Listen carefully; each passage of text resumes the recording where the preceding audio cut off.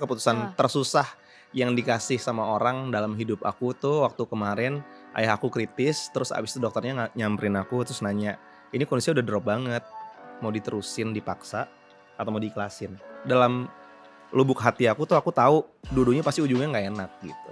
Waktu ikutan Indonesian Idol Junior 2018 itu, ya sebenarnya aku pengen pengen banget, ada rasa di batinku, nggak pengen orang tua kayak, ngerasa kecewa sama aku gitu.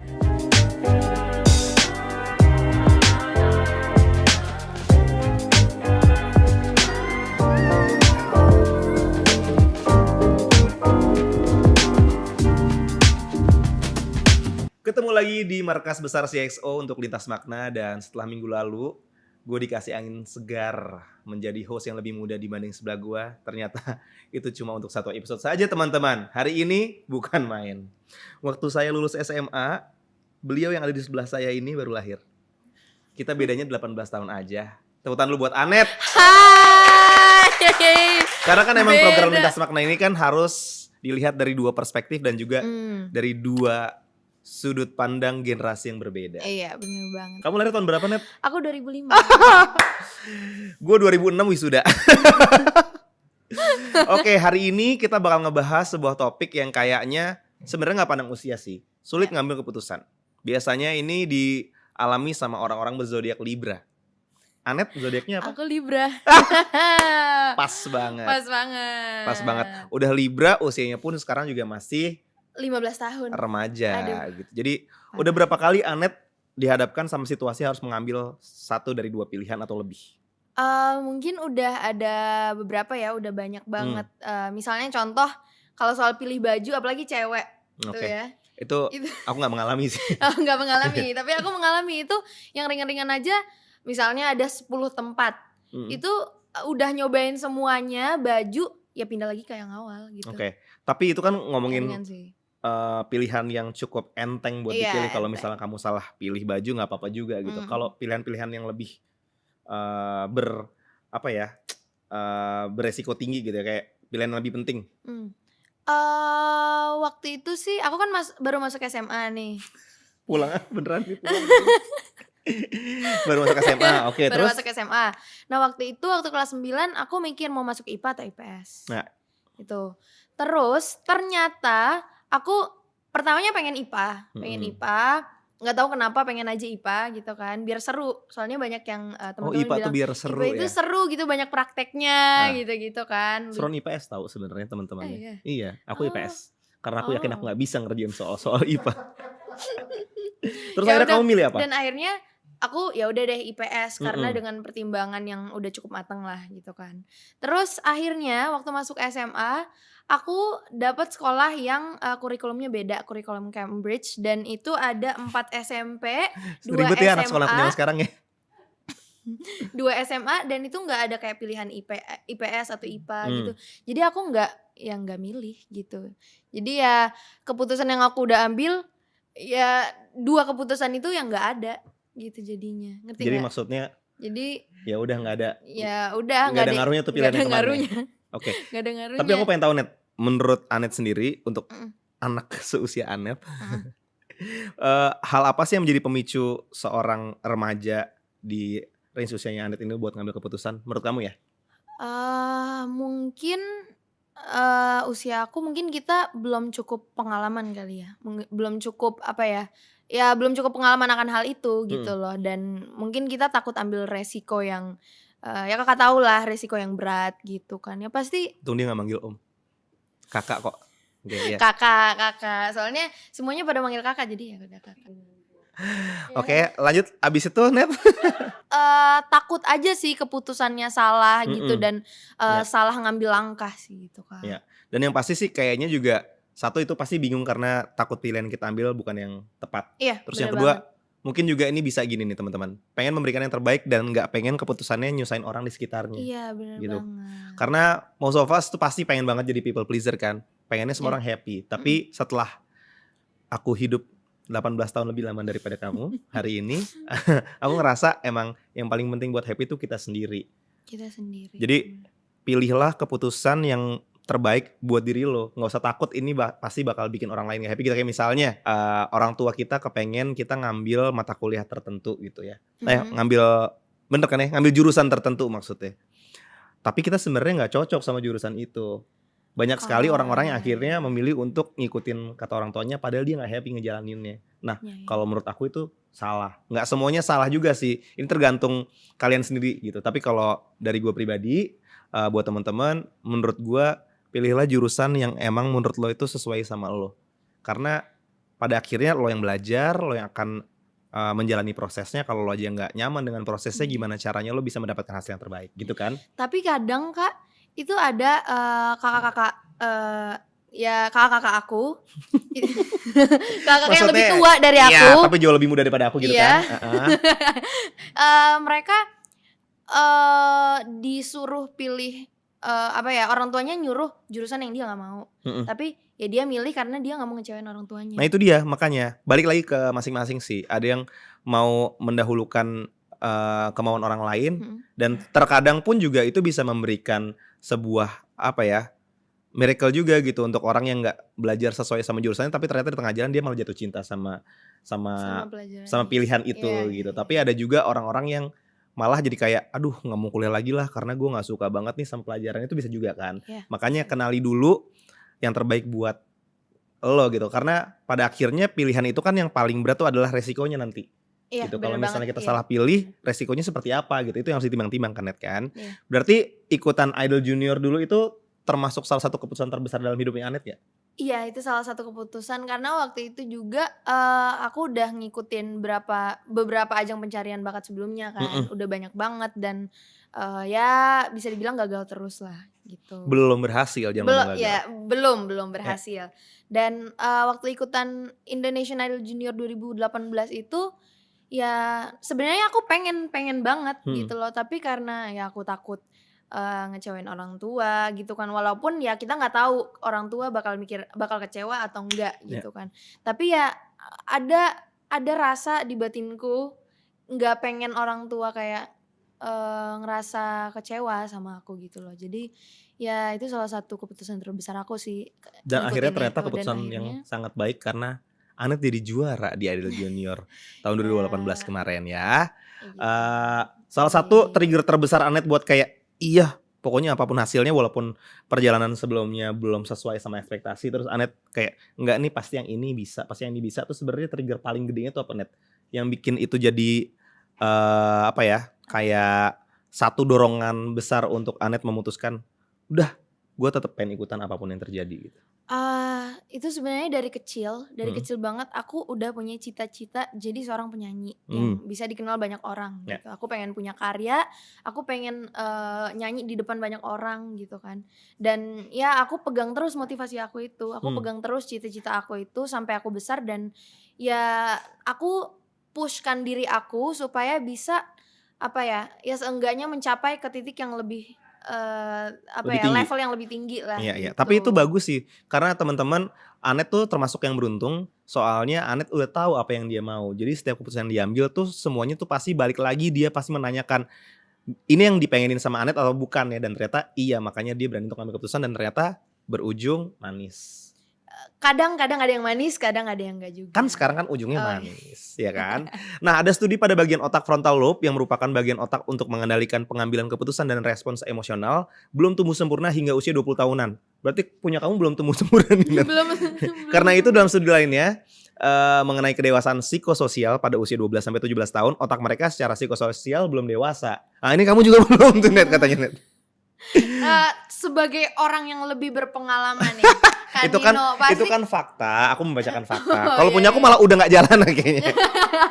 Tapi kan Nino pernah nggak sih susah ngambil keputusan? Bukan pernah, sampai hari ini pun masih susah ngambil keputusan. Kenapa? Sampai hari ini? Iya dong. Setiap orang tuh pasti kalau dihadapkan sama dua pilihan akan selalu bingung memutuskan yang mana. Contohnya kayak apa? Macem-macem Net. Kayak yang keputusan yang paling susah dalam hidupnya Kak Nino ada apa gak? ya?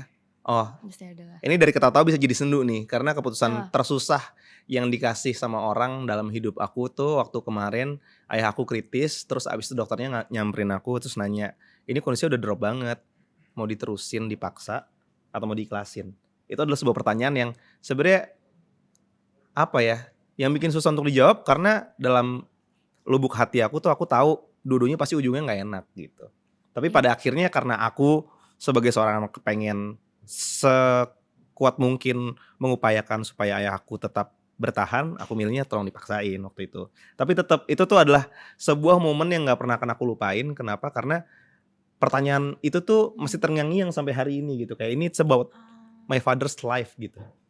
Iya Dan iya tapi iya. akhirnya beliau sudah dipanggil juga dan udah itu pasti yang terbaik dari Tuhan gitu. Iya, Ya kan? Jadi bener nggak ketawa-tawa lagi bener kan banget. semua di sini. Jadi ini Banyak ngerasa sih ngambil keputusan, aku ngambil keputusan untuk nggak nerusin kuliah. iya Itu iya. sebenarnya bukan keputusan yang susah sih karena aku emang nggak suka kuliah. Tapi tapi balik ke yang tadi kita bicarain sebelumnya, yang bikin sulit ngambil keputusan itu bukan karena aku tuh pengen nggak sih kuliah, aku udah jelas nggak pengen karena aku nggak suka. Maaf ya untuk semuanya. Tapi Tapi sebelum kuliah pengen kuliah apa emang iya udah kuliah nggak suka? karena buat aku dulu kuliah tuh tanda kutip sebuah keharusan aja gitu. Tapi Oh, setelah aku oke. menjalani itu dan sambil berkarir juga, aku ngerasa kayaknya lebih nyaman untuk bermusik. Terus aku Mhm. mulai nggak semangat kuliah. Terus abis itu, aduh udah apa ya kuliahnya ya. Tapi keputusannya berat untuk diambil. Kenapa? Karena kalau kita berhenti kuliah, itu bukan kitanya yang sedih, kitanya mah seneng-seneng aja. Tapi orang tua kan jadi sedih. Tapi Ah, sampai iya akhirnya aku iya. bicara sama orang tua aku dan mereka pun juga bilang kalau misalnya emang nggak suka kuliah, ya udah nggak apa-apa nggak usah kuliah. Yang Tapi penting ingat, dibicarain. ingat resikonya apa kalau misalnya nggak Iya. kuliah. Berarti aku harus bener-bener 100% terjun berkarir di musik. Nggak bisa yang kayak udah nggak mau kuliah terus habis itu di musiknya setengah-setengah terus mau jadi apaan? Iya Nggak iya, jadi apa-apa bener juga bener. kan. Kan hidup pilihan. Iya, jadi setiap pilihan itu pasti ada resikonya ya, Kak, ya? Pasti ada Pasti resikonya, ada pasti. resiko. Nah, Nah, karena yang sulit ambil keputusan nggak hanya orang di usia muda. Gue udah membuktikan dengan cerita-cerita gue barusan ya. Gue yang di umur sekarang itu lebih banyak pertimbangan mungkin ya. Kenapa? Karena pertimbangan. kesempatan aku untuk bisa menata ulang kalau misalnya aku ambil keputusan yang salah, itu tuh lebih sedikit dibanding Anet. Anet masih umur 15 tahun. Iya. Kalau misalnya Anet sekarang dihadapin sama 2 pilihan, Anet ambil keputusan, aduh ternyata keputusannya salah. Anet masih punya bertahun-tahun, itu pun masih lebih tua aku. Mmm. Ya kan? Jadi kalau aku nggak, aku tuh udah umur 33 tahun hari ini, kalau aku salah ambil keputusan, itu pasti, impact-nya bisa ke macam-macam hal gitu. Kayak misal nih, Mmm. taruhlah aku, nggak mengindahkan betapa bersyukurnya aku sama karir musik aku, terus tiba-tiba aku, mengambil keputusan untuk, sembarangan nyobain yang enggak ah, gitu. Terus padahal kalau Oh. misalnya, eee, zonk gitu terus abis itu aku ketangkep atau aku dicap buruk sama orang, itu mungkin bisa bikin aku udah nggak bisa berkarir lagi karena aku udah umur segini gitu. Kalau Anet bukannya berarti Anet jadi boleh ya, tapi Iya. maksudnya itu tadi cuma contoh kasus yang ekstrim Iya iya aja iya iya gitu. iya. Tapi untuk Anet dan teman-teman seusia dan yang lebih tua sedikit dari Anet dan lebih tua sedang yang belum setua gua, menurut gua kalau misalnya emang lo dihadapin sama dihadapin sama 2 pilihan, Mmm. nggak apa-apa sih ambil keputusan. Coba aja lo pertimbangkan sebentar terus ambil keputusan pakai feeling untuk mengasah feeling, Iya gimana iya. caranya supaya bisa tahu keputusan yang terbaik yang mana. Karena keputusan yang salah hari ini tuh bisa menuntun untuk keputusan yang benar di masa yang akan datang sih. Lama-kelamaan kita tuh Wah. pasti akan jadi lebih paham gitu kayak, Iya iya gue iya. pilih A, oh salah, gue pilih B, salah. Saya Mungkin nanti di hadapan, pilihan yang berikutnya bisa lebih kayak, nggak mungkin nih, gue udah pernah kejeblos di 1 lobang, 2 lobang, gue tahu nih gue nggak bakal kejeblos di lobang yang udah sama punya lagi. pengalaman sebelumnya berarti. Iya, Oh, mhm, tapi pernah nggak sih, Kak, misalnya Kakak udah nentuin keputusan ini nih gitu mhm, kan, tapi karena ada, omongan atau pendapat dari orang lain mhm, yang apa ya, yang akhirnya malah, Kakak jadi bingung sama keputusan itu, iya. yang bikin Kakak jadi bingung gitu dan mempertanyakan, lagi keputusan yang udah dibuat? Oke, itu yang tadi aku bilang sih, mungkin di awal-awal waktu aku masih seusia Anet, Mhm. yang itu adalah 18 tahun yang udah lalu. lebih dari 1 dekade yang lalu, hampir 2 dekade bahkan ya. Dulu mungkin ketika kita pengen ngambil keputusan, kita dengerin banget kata orang. Mhm. Kayak, dulu misalnya nih ya, aduh pengen deketin cewek gitu, terus habis itu, ih dia kan mulutnya bau gitu misalnya.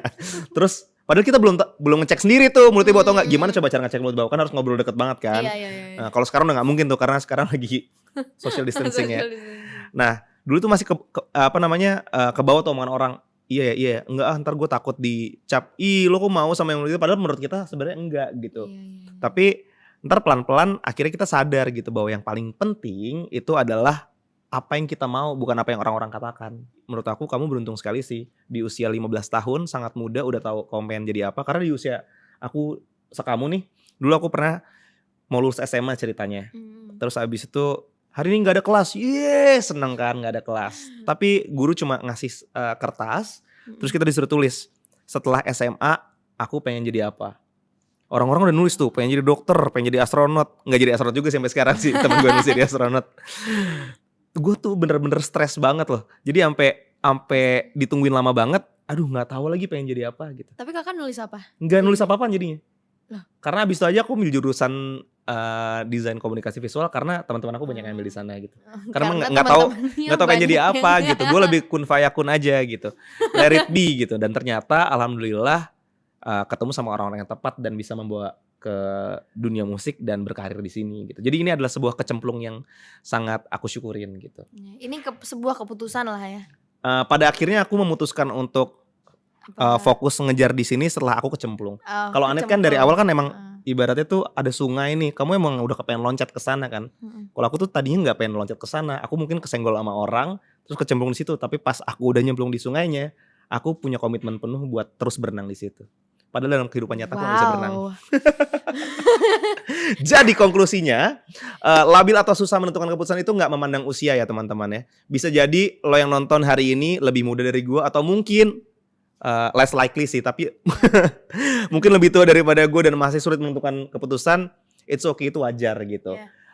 Pilihan yang dihadapin sama Anet mungkin mudah buat gue sekarang mandangnya, tapi itu sebuah keputusan besar dan sulit buat Anet karena mempengaruhi hidup Anet ke depannya, dan dia membuktikan bahwa dia memilih dan dia komit sama pilihannya, dan ternyata hasilnya akhirnya indah buat Anet ya. Semakin dewasa kita bakal semakin banyak pilihan-pilihan yang hadir di kehidupan kita, dan mau gak mau kita harus semakin bijak dalam membuat keputusan. Iya, dan juga teman-teman harus ingat semua keputusan itu nggak selalu berjalan dengan lancar. Betul. Nggak selalu ekspektasi itu nggak selalu sesuai realita itu tidak sesuai dengan ekspektasi. Iya. Kebalik, sorry. Tapi Net, maaf aku potong ya.